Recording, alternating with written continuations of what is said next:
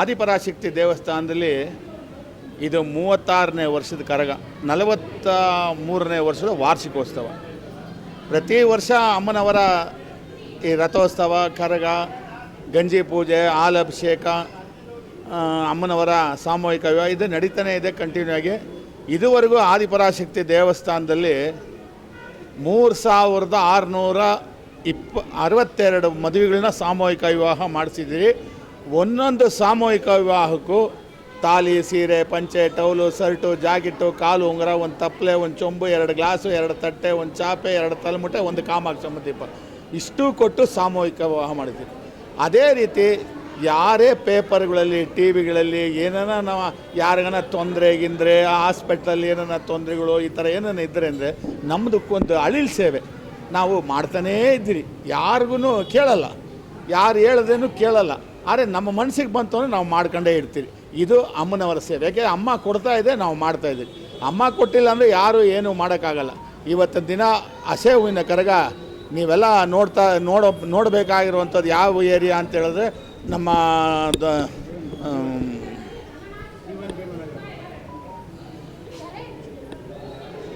ಕರಗ ನೋಡಬೇಕಾಗಿರೋದು ಆದಿಪರಾಶಕ್ತಿ ದೇವಸ್ಥಾನದಲ್ಲಿ ತುಂಬ ಪ್ರಸಿದ್ಧಿ.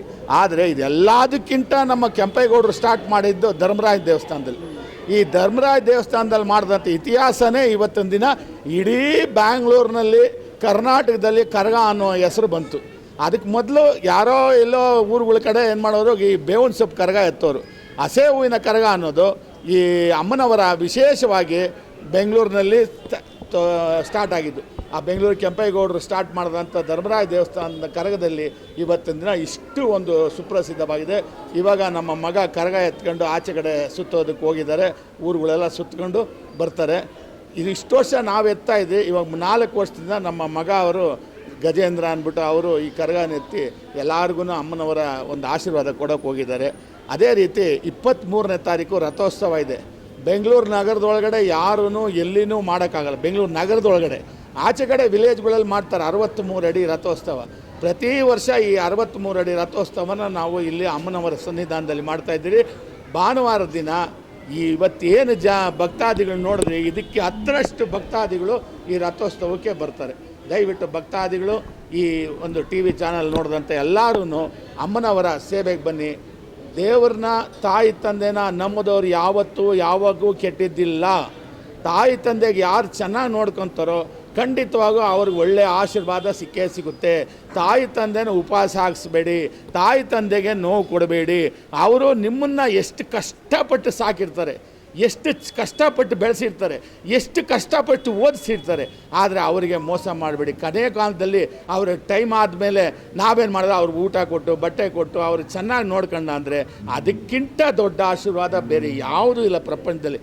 ದೇವಸ್ಥಾನಕ್ಕೆ ಬಂದು ದೇವ್ರಿಗೆ ಖರ್ಚು ಮಾಡೋದು ದೊಡ್ಡದಲ್ಲ. ತಾಯಿ ತಂದೆಗೆ ನೀವು ಚೆನ್ನಾಗಿ ನೋಡ್ಕೊಂಡ್ರೆ ಆ ದೇವರೇ ನಿಮ್ಮ ಮನೆ ಬಾಗಿಲಿಗೆ ಬಂದಿರುತ್ತೆ. ದೇವ್ರ ಬಾಗಿಲಿಗೆ ನೀವು ಬರೋದು ಬೇಡ. ಇದು ನನ್ನ ಒಂದು ತುಂಬ ಮನಸ್ಸು ತೃಪ್ತಿಯಾದಂಥ ಒಂದು ಮಾತು. ಇದೆಲ್ಲ ಏನಕ್ಕೆ ಹೇಳ್ತೀನಿ ಅಂದರೆ ಇವತ್ತಿನ ದಿನ ಮಕ್ಕಳುಗಳು ತಾಯಿ ತಂದೆನ ಅನಾಥ ಆಶ್ರಮಗಳಲ್ಲಿ, ವೃದ್ಧಾಶ್ರಮಗಳಲ್ಲಿ ಬಿಟ್ಟು ನರಳ್ತಾ ಇದ್ದಾರೆ. ಕೇಳ್ದ ಅಂದರೆ ನಮ್ಮ ದೇವಸ್ಥಾನಕ್ಕೆ ಬರ್ತಾರೆ, ಎಷ್ಟೋ ಜನ ಅವ್ರವ್ರ ಕಥೆಗಳು ಬಂದು ಹೇಳ್ತಾರೆ ನಂತವ. ಆವಾಗ ಮನಸ್ಸಿಗೆ ನೋವಾಗುತ್ತೆ. ಫಾರಿನಲ್ಲಿದ್ದಾನೆ ಮಗ, ಸಾವುಗೂ ಬಂದಿಲ್ಲ ಅಂದಮೇಲೆ ಆ ಥರ ಮಕ್ಕಳು ಏನಕ್ಕೆ ಬೇಕು? ಹೊರದೇಶದಲ್ಲಿ ದುಡ್ಡು ಸಂಪಾದನೆ ಮಾಡ್ತಾ ಇದ್ದಾರೆ ಹೊರತು, ಹೊರದೇಶದಲ್ಲಿ ಸಂತೋಷ ಇಲ್ದಂಗೆ ಬೆಳೀತಾ ಇದ್ದಾರೆ, ದುಡ್ಡುಗೋಸ್ಕರ ಬೆಳೀತಾ ಇದ್ದಾರೆ ಹೊರತು ಆ ಸಂತೋಷ, ಒಂದು ಸೌಭಾಗ್ಯ, ಮಕ್ಕಳ ಜೊತೆ, ತಾತನ ಜೊತೆ, ಅಜ್ಜಿ ಜೊತೆಯಲ್ಲಿ, ಸ್ವಂತ ಬಂತ ಅಕ್ಕ ತಂಗಿದ್ರ ಜೊತೆಯಲ್ಲಿ ಬೆಳೆಯುವಂಥದ್ದು ಹೆಂಗಿರುತ್ತೆ?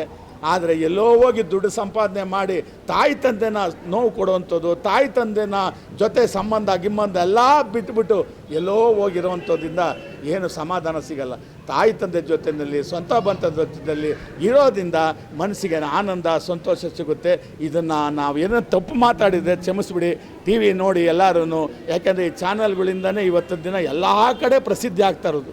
ಯಾವ ದೇವಸ್ಥಾನ, ಅದೇ ರೀತಿ ನಮ್ಮ ಹಿರಿಯರುಗಳಿಗೆ, ಮಿನಿಸ್ಟ್ರುಗಳಿಗೆ, ಎಮ್ ಎಲ್ ಎಗಳಿಗೆ, ಮತ್ತು ರಾಜಕೀಯದವ್ರಿಗೆ ಮಾತ್ರ ಅಲ್ಲ, ಸ್ವಾಮೀಜಿಗಳಿಗೆ, ಮಠಾಧಿಪತಿಗಳಿಗೆ, ಮತ್ತು ನಮ್ಮ ಫಿಲಮ್ ಆಕ್ಟ್ರುಗಳಿಗೆ, ಇವ್ರಿಗೆಲ್ಲ ಹೇಳ್ತೀನಿ, ಎಲ್ಲೆಲ್ಲೋ ದೊಡ್ಡ ದೇವಸ್ಥಾನ ಬೆಳೆಸ್ತಾ ಇದ್ದೀರಾ, ಎಷ್ಟೆಷ್ಟೋ ದೊಡ್ಡ ದೇವಸ್ಥಾನಗಳು ಬೆಳೆಸ್ತಾ ಇದ್ದೀರಾ ನೋಡಿ. ತಿರುಪ್ತಿಗೆ ಹೋಗಿ ಕೋಟಿಗಟ್ಟಲೆ ಹಾಕಿ, ಅಲ್ಲಿ ಕೋಟಿಗಟ್ಟಲೆ ಇದೆ, ಕೋಟಿಗಟ್ಟಲೆ ಹಾಕ್ತಾರೆ.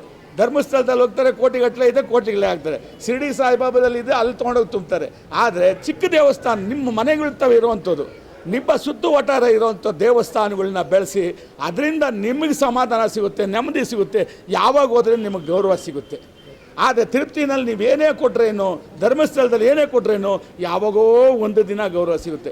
ಇದನ್ನು ನಾನು ಮನಸಾರವಾಗಿ ಹೇಳ್ತಾ ಇದ್ದೀನಿ. ದೊಡ್ಡವ್ರುಗಳು ಎಷ್ಟೋ ಜನ ಇವತ್ತಿನ ದಿನ ರಾಜಕೀಯದವರಾಗಲಿ ಒಂದು ಸಲ ಇವತ್ತು ತಂಡೇಲ್ಕರ್ ಕುಕ್ಕೆ ಸುಬ್ರಹ್ಮಣ್ಯಕ್ಕೆ ಬಂದು ಹೋದರು, ಹೋಗ್ತಾ ಇದ್ದಂಗೆ ಅಲ್ಲೇನಾಗೋಯ್ತು, ಜನ ಜಾಸ್ತಿ ಆಗೋದು. ಅದೇ ರೀತಿ ಒಂದು ಚಿಕ್ಕ ದೇವಸ್ಥಾನಕ್ಕೆ ತಂಡೇಲ್ಕರು, ಈ ಶಿವರಾಜ್ಕುಮಾರು, ಇಲ್ಲ ಅಂದರೆ ಬೇರೆ ಯಾರನ ಒಂದು ಇವರುಗಳು, ಈ ಡಿ.ಕೆ. ಶಿವಕುಮಾರ್ ಅವರಾಗಿರ್ಬೋದು, CM ಆಗಿರ್ಬೋದು, ಅವ್ರು ಯಾರನ್ನ ಬಂದು ಚಿಕ್ಕ ದೇವಸ್ಥಾನಕ್ಕೆ ಹೋಗ್ಬಿಡ್ಲಿ. ಇವಾಗ ಏನಿಲ್ಲ, ವಿಧಾನಸೌಧದಲ್ಲಿ ನಿಮಗೆಲ್ಲ ಚೆನ್ನಾಗಿ ಗೊತ್ತಿದೆ, ಮಾಧ್ಯಮದವರಿಗೆ, ವಿಧಾನಸೌಧದಲ್ಲಿ ಪ್ರಮಾಣ ವಚನ ತಗೊಂಡು ಡಿ.ಕೆ. ಶಿವಕುಮಾರ್ ಒಂದು ಮುನೇಶ್ವರನ ದೇವಸ್ಥಾನಕ್ಕೆ ಕೆಳಗಡೆ ಹಳ್ಳದಲ್ಲಿ ಇಳಿದ್ರು. ಇವತ್ತಿನ ದಿನ ಅಲ್ಲಿ ನೋಡಿ ರಶ್ ಕಂಟ್ರೋಲ್ ಮಾಡೋಕ್ಕಾಗ್ತಾಯಿಲ್ಲ. ಇದು ನಾನು ಏನಕ್ಕೆ ಹೇಳ್ತೀನಿ ಅಂತ ಹೇಳಿದ್ರೆ, ಬೆಳೆಸಿ, ಹಿಂದೂ ಸಮುದಾಯನ ಬೆಳೆಸಿದ್ರೆ ಮಾತ್ರ ಹಿಂದೂಗಳು ಬೆಳೆಯೋಕ್ಕಾಗೋದು. ಹಿಂದೂ ಸಮುದಾಯನ ಬೆಳೆಸೋಕ್ಕಾಗಿಲ್ಲ ಅಂದರೆ ಖಂಡಿತವಾಗಿ ಹಿಂದೂಗಳು ಬೆಳೆಯೋಕ್ಕಾಗಲ್ಲ, ಹಿಂದೂ ದೇವಸ್ಥಾನಗಳು ಬೆಳೆಯೋಕ್ಕಾಗಲ್ಲ. ನನ್ನ ಮನಸಾರ ಇದು ಮಾತಾಡ್ತೀನಿ. ಓಂ ಶಕ್ತಿ 23ನೇ ತಾರೀಕು ಎಲ್ಲರೂ ಬಂದು ಪಾಲ್ಗೊಳ್ಳಿ.